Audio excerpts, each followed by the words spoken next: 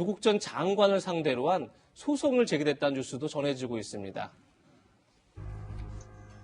조국 흑서 공동 저자죠. 서민 단국대 의대 교수를 비롯해서 일반 시민 1,618명이 조국 전 장관을 상대로 1인당 100만 원씩 총 16억 1,800만 원의 손해배상 소송을 제기했다는 겁니다.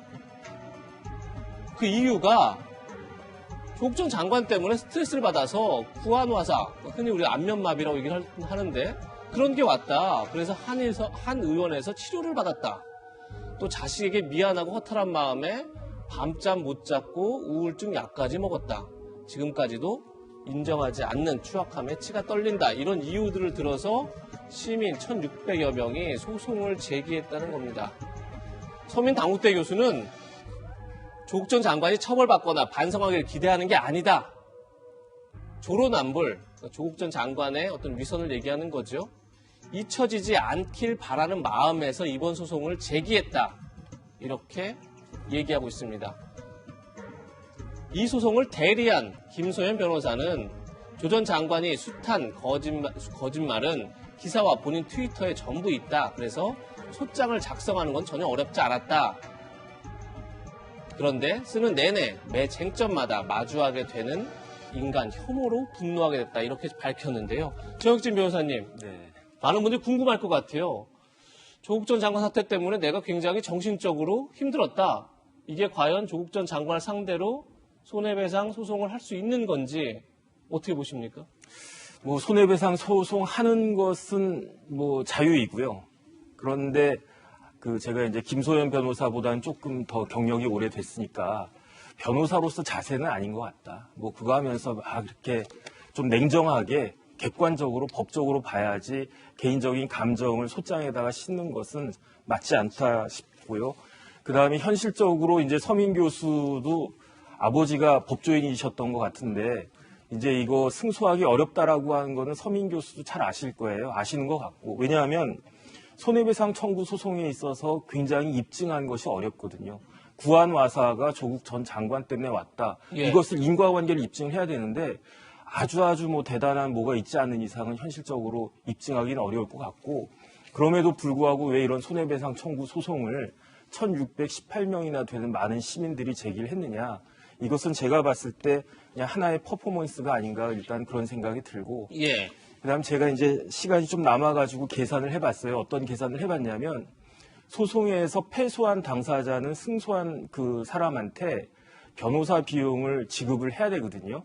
그런데 변호사 비용이 얼마 정도 나올까 제가 계산을 해봤더니 이게 16억 1,800만 원이면은 예. 한 1,930만 원 정도 나오겠더라고요. 예. 그러면 저기에 소송에 참가하셨던 분들은 1인당 10,000 몇천 원 정도의 돈을 조국 전 장관한테 주게 되는 그러한 결과가 나올 수도 있으니까 패소한다면요. 패소한다면 예. 그러면 나중에 이제 패소한 다음에 또 그것도 화가 난다 그렇게 생각하지는 마시고 이런 일이 있을 수 있을 것이다 미리 예측하고 대응하시는 게 좋겠습니다.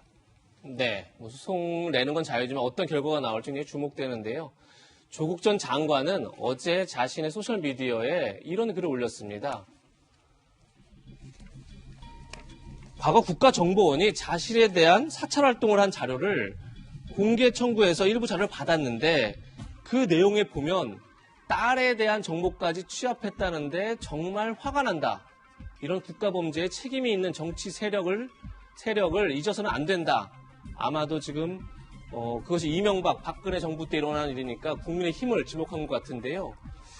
김영주 전 의원님. 네. 국가정보원에서 과거 사찰 자료가 있었다. 조국 전 장관을 상대로. 근데 거기에 보면 전방위로 고강도 압박을 해야 한다. 이런 내용들이 포함되어 있는데 그중 하나가 딸의 외고 국제반 제약 이런 부분도 있다. 결국 딸까지 사찰하는 것 아니냐. 지금 조국 전 장관은 이렇게 의혹을 제기하면서 이제 분노하고 있는데 이 점 어떻게 보고 계십니까?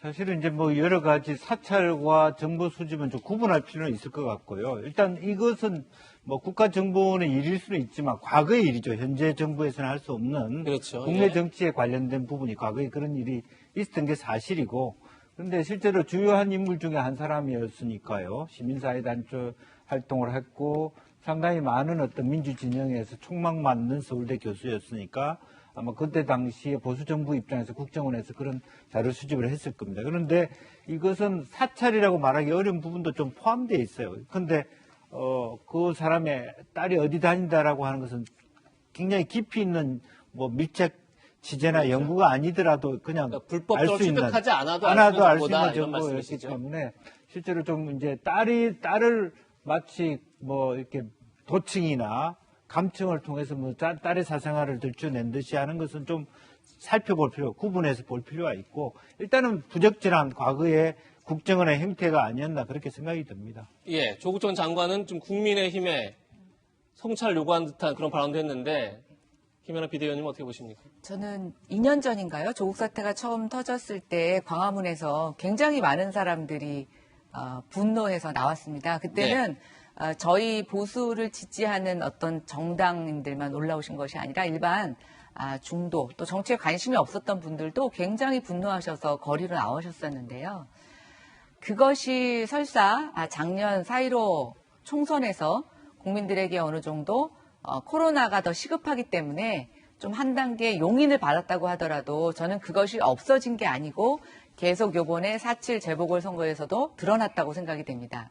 그리고 좀 전에 저희가 민주당의 서울시당에서 그 분석한 보고서를 또 기사로 언급을 했는데요. 이것이 내부에서 안 알려졌을 리가 없는데 조국 전 장관 자신의 페이스북에다가 또 이런 얘기를 하는 것을 제가 보면서 정말 지독히 이기주의다. 자기밖에 모른다라는 생각을 했습니다.